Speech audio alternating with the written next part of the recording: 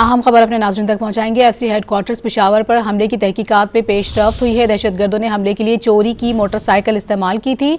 ज़राए का ये बताना है मोटरसाइकिल रावलपिंडी से चोरी की गई थी। मजीद इस खबर की तफसीलात से आगाह करेंगे हमारे नुमाइंदे जाहिद इमदाद हमारे साथ मौजूद हैं। जी जाहिद, क्या तफसीलात मजीद सामने आई हैं?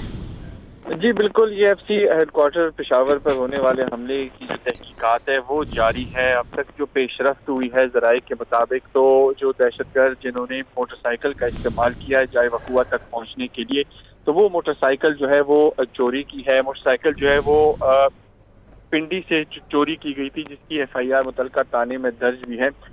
ये सीसीटीवी जो फुटेज आई थी धमाके की, तो उसमें भी देखा जा सकता था कि जो दहशतगर्द थे तो वो मोटरसाइकिल पर सवार थे और जो टारगेट था उनका उस तक पहुंचने के लिए मोटरसाइकिल का इस्तेमाल किया। जो अब तक जो तफ्तीश सामने आई है ज़राए के मुताबिक, तो चोरी की मोटरसाइकिल जो है वो इस्तेमाल हुई है वाकई में। जी बहुत शुक्रिया आपका जाहिद, तफसीली तौर पर आगाह करने के लिए।